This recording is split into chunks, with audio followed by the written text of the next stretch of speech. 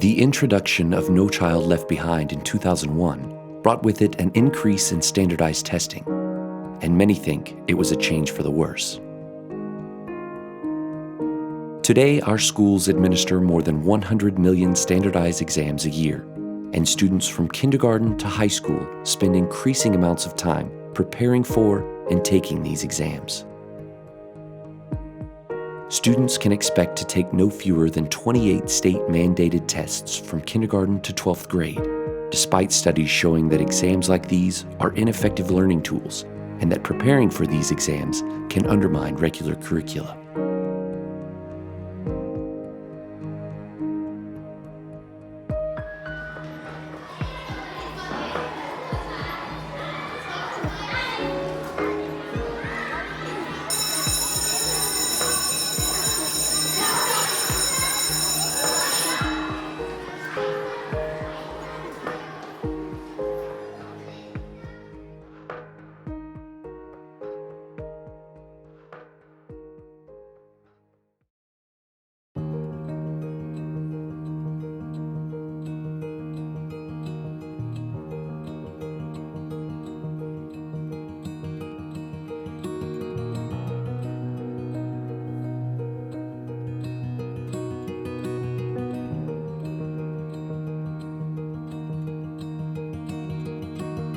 High-stakes testing impacts students in a variety of ways. I think at the very least, it's really stressful for kids and it's uncomfortable. And then at the most, I think high-stakes testing changes the way that kids think. It makes you fearful to be wrong. We're creating an environment of fear and anxiety in students from a very young age. And when you have that kind of negativity associated with learning, that is going to snowball and that's going to follow them throughout their educational career, and that's not what we want for our children. We want them to enjoy going to school. We want them to enjoy learning because we want them to continue to learn and be lifelong learners. And my fear is that it's going to create such anxiety that they're not going to finish. We all know there's an emotional stigma attached to not doing well on these tests. They internalize and think that they're a failure, that I can't do this. What's wrong with me? Why can't I do it? And it's just too much. It's too much for them to be having to deal with at this age. We work hard every single day. And all that's leading up to one test. One test. I think it puts too much pressure on us.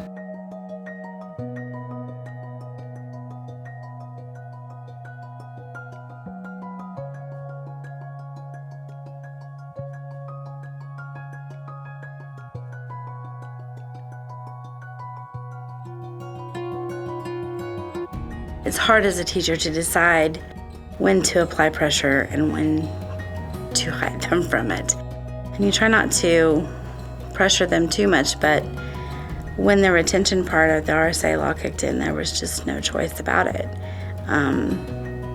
They had to know that if they didn't do well on that test, they would have to stay in third grade, and there were very few ways around it. So as testing season approached, you could just feel the tension rise in the building, not just the room. And when they weren't successful at things, you could feel their devastation because they knew this is a sign I'm not going to do well on that test.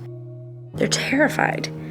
They don't see retention as a roadblock to graduation. They see it as, I'm going to be embarrassed. My friends are going to go on and everybody's going to know that I can't do it.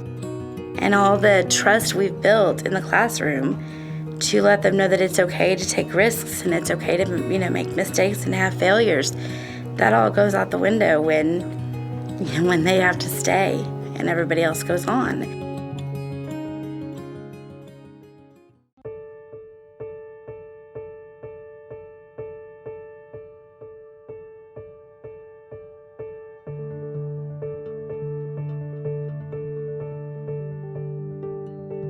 I'm not saying that retention is out of the question and that retention doesn't benefit some children, but to put all of that on an exam where you just never know what the circumstances are. Some children just don't test well. Some children have a bad night. Some children are so anxious they don't sleep. I mean, there are just several different factors. And unfortunately, I just don't think it shows a very well-rounded picture of what these children are and what they have to offer. And I think it boxes them in and really kind of squashes their potential. And I just think that that's so sad because I think it really takes the joy out of learning. And not to mention the emphasis that's being taken away from things like art and music and, classes that aren't covered under standardized testing. They just get squeezed out. There's not time for that. And that's so sad to me because you never know what interest that child may have. And if they don't have that exposure from an early age, they may never cultivate that love of music or dancing or art. I mean, it's very important. We need artists in the world.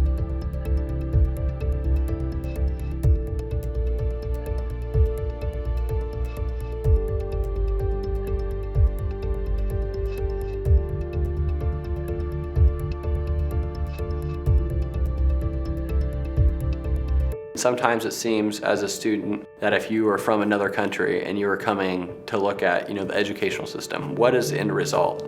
I think the end result, if you were looking from an outsider, would be to make uniform people. It's like having an assembly line. Each grade you put something on, then you have a product test and see how it is and kind of ship it through to where by the end you're all uniform. It takes the individuality out of being a student.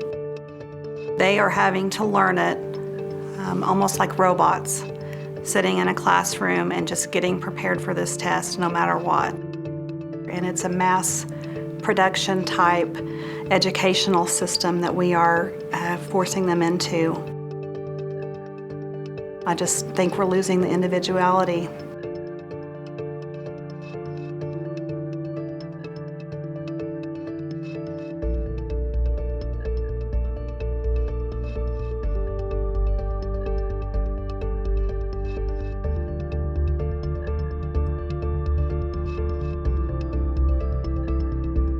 The students that I really try and advocate for are those students that have special needs or are English language learners. They're expected to take the tests on grade level in those subjects and pass. And that's just fundamentally unfair. It doesn't make any sense. And when we have a student who is on an IEP, an individualized education plan, and has a modified curriculum and is receiving instruction in a specialized way with lots of supports in a regular classroom, but then when it comes to testing time, we put them in front of a computer and give them the exact same test that every other student is taking. That's just not fair because that student has those special needs and is not going to be able to necessarily learn. And I am not saying that we don't hold every student to high expectations, but those high expectations should be individualized and personalized as much as we can possibly make it. So if we have a student who is reading at the 4th grade level and is taking special ed classes, then we need to be measuring their growth from where they are to where they end and not expecting them to take an 8th grade test where they're not able to do successfully and their vocabulary is more than they can handle. It's not giving us an accurate measure of that student's progress.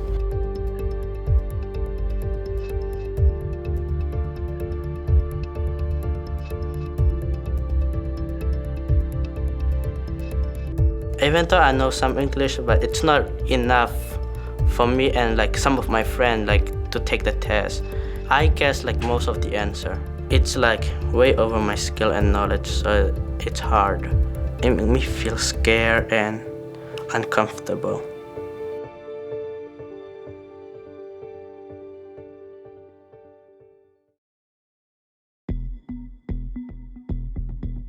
My first year as principal was the year that No Child Left Behind was passed into law, and it fundamentally changed this discussion of testing. Prior to that, testing has always been part of school, and it was used as more of a diagnostic tool for schools and for teachers to evaluate the effectiveness of their instruction and their curriculum.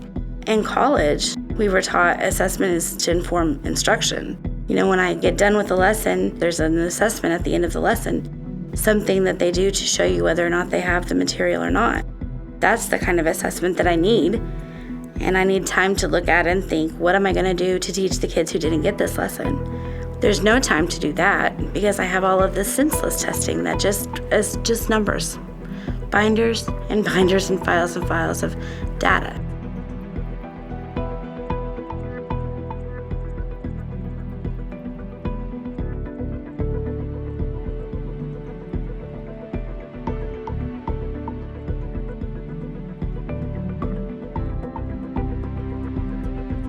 I look at that data in the fall when I come back, and how am I supposed to use that to guide my instruction? And that we've done lots of professional development on how to use data, and we know how to analyze it, but it's not really all that helpful. We don't get the results back typically till the summertime. The students we've tested moved on to another school, so what we have with this data is not going to help that student anymore. We can compare this year's third grade scores to last year's third grade scores, but those are two different groups of children with all kinds of different issues and coming from different places. I don't really see how the state testing is supposed to be helpful at all. The teachers aren't allowed to see the tests. They never know what those questions were, and even if they see that some kids scored lower on a particular standard, they don't know why. So it really is not that valuable as a diagnostic tool because the teachers don't have access to the questions that their students missed.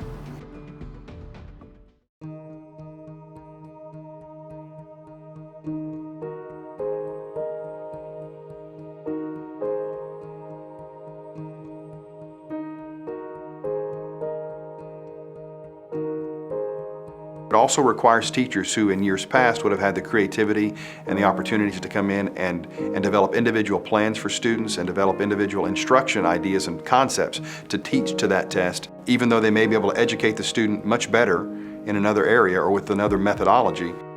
If they don't teach to that test, the student's going to get held back, the teacher's going to be poorly graded. So therefore what you've done is you've eliminated creativity from the classroom. You've inserted anxiety, stress, and pressure, and to do what? Basically to offer up a tool that, in my opinion, is ineffective in actually determining how well that student is learning in that classroom. They are having to make a choice whether they teach the way they know their children will learn best or ensure that their students are performing high enough on an exam that will allow them to keep their job. It creates kind of a box that we've put our teachers in.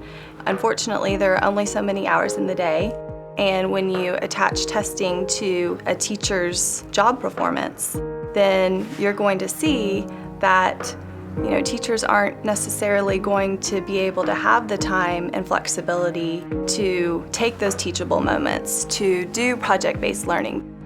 You're going to see that teachers are going to start teaching to the test.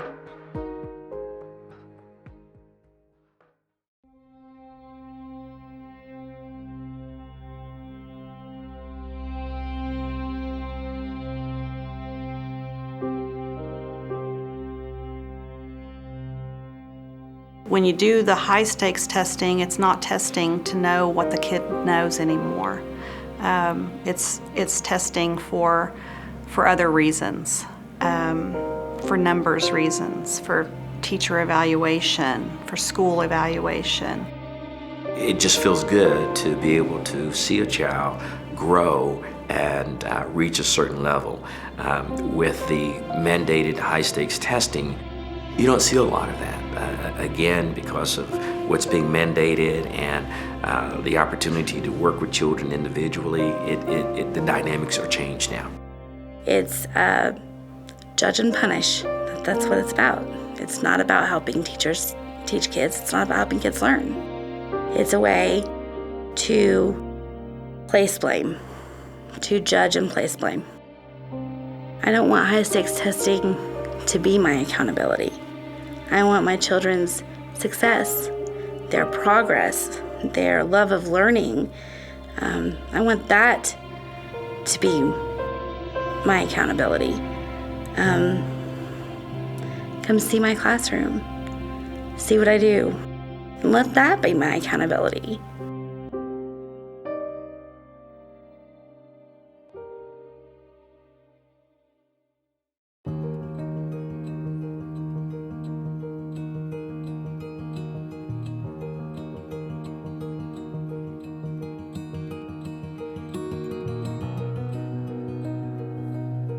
The A to F report card system was something that came in 2011. It was passed into law.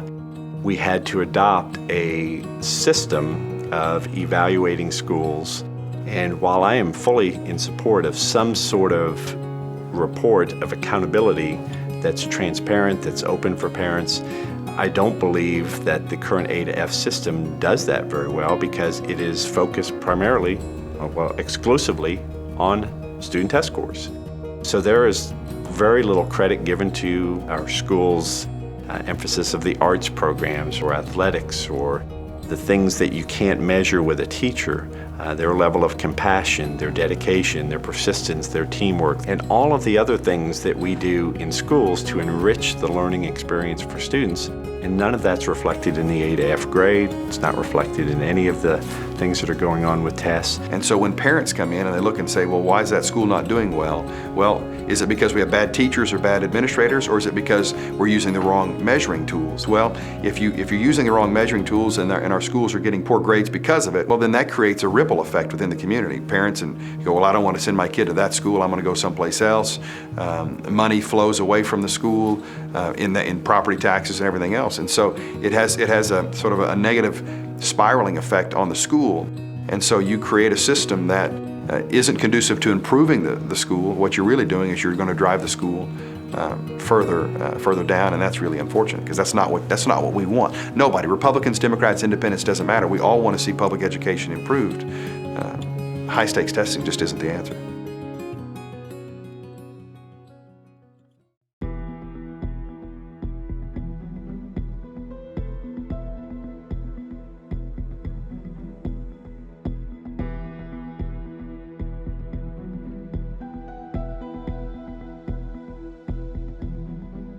While some people will say that No Child Left Behind is trying to address the achievement gap between different subgroups, I think in many ways the overemphasis on high-stakes testing has exacerbated that problem and made the achievement gap even larger.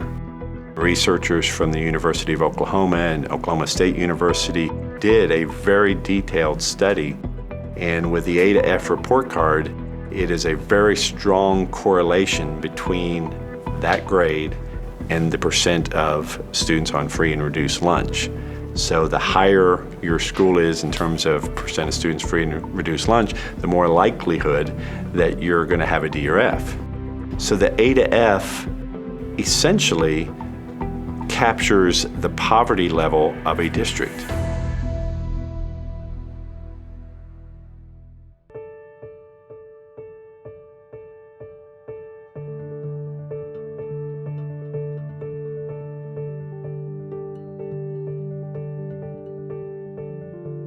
When you go to the schools and you take a look at those schools that are performing poorly, and you go from classroom to classroom, look at the technology, look at the resources that they have, and then go to a school that's an A school, all right, where resources are there, technology is there are disparities. And so then if this child over here is in the A school and they're able to play and manipulate handheld devices that improve reading, help the children with phonetics and those kinds of things, that child, when they have those resources, are going to do better, as opposed to the child over here that those resources are not available. The high-stakes testing doesn't take any of that into consideration, and then when the school is labeled as an F school, it's like, does anybody really, or are they asking the question why? And are we then, after asking that question, directing the resources in a strategic kind of way to really make a difference?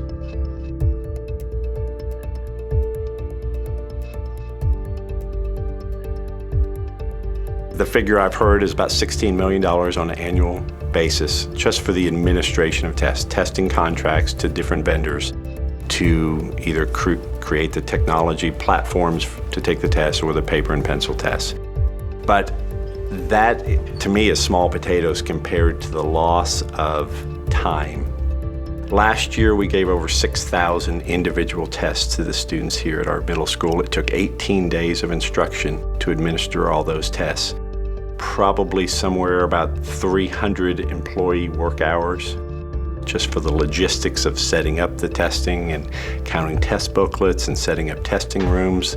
And so what is that figure calculated or extrapolated out for everybody involved in testing in the state of Oklahoma? We're talking hundreds of millions of dollars probably in wasted time, wasted instructional time.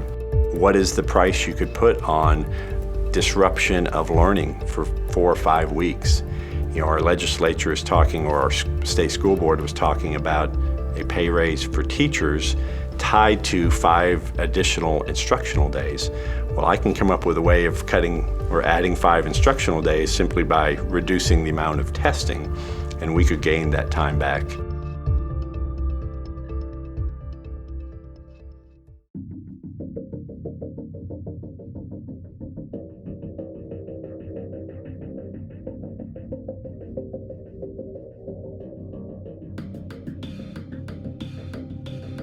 So last spring, while our children were testing, there was a glitch in the system where all the computers froze at the same time. So every single child across the state that was testing at that moment, their screens basically froze.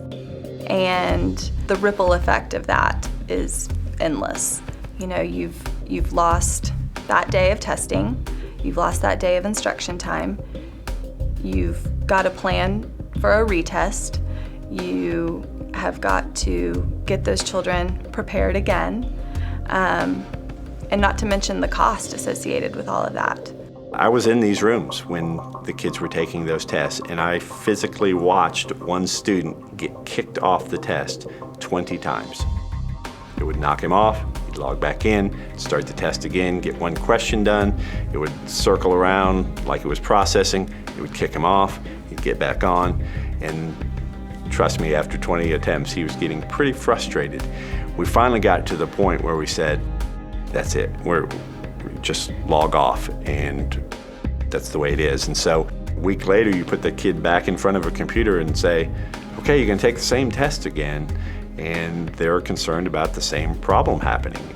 Then they start working fast because they don't want the computer to kick them off again, so they start working faster than what they would have.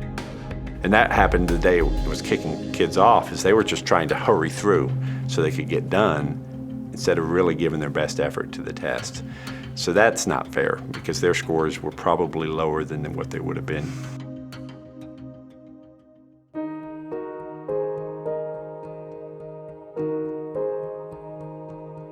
I've taken few tests that have been without incident. I went to go take my history test last year and it was horrible. I went in, I think 3 or 4 times before I actually got the test taken.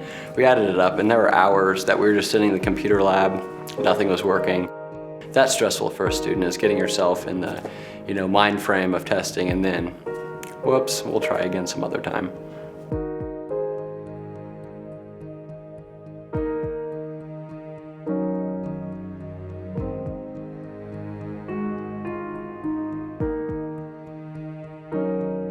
Getting into college is a much different situation now than it was 20, 30 years ago. And the job market is certainly a lot different as well. You can't just rely on one degree anymore. In our international world that we now live, our students, when they come out of school and are competing for those jobs, will be competing with young people from other countries who will work for much less money, or many of these jobs are being automated or replaced by technology. So the jobs of the future are really going to go to those who can create jobs, not just fill jobs, but have the innovation, the entrepreneurial talents to see a need and create something new. And That's where we're losing this race. We need to help kids learn how to be learners and understand that they will have to learn their entire life. The world changes so quickly.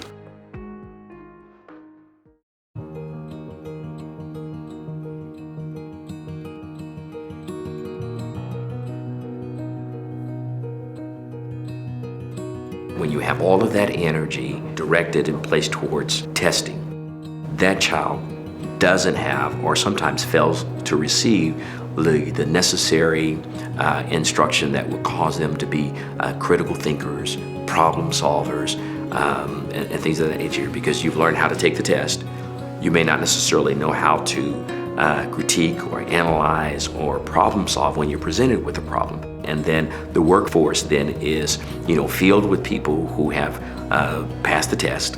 But on the job, when you need some creativity, you need some critical thinking, you need objective thinking, if those skill sets aren't there, then the company, the organization is going to suffer because what you have is a person who's learned how to take a test. I think that we're creating a situation where we are just doing kind of rote memorization, and when they're put in real life situations and have to work with other people, they can't problem solve and they can't communicate well. And that's not what businesses want. What can we do about high-stakes testing? What we do with any other classroom bully. Stand up to them. If you are concerned about high-stakes testing in Oklahoma, take action. Together we can stand up against high-stakes testing and get this ineffective, archaic system out of our state's public schools. Get involved and spread the word. Tell your neighbors, friends, and family about the issue of high-stakes testing. Join your local parent-teacher association and present the issue to the group. If you are a public school employee, join the Oklahoma Education Association. We also urge you to contact your legislators. At notohighstakes.com, you'll find options to call, email, and tweet your legislators about the issue. Stand up against high-stakes testing.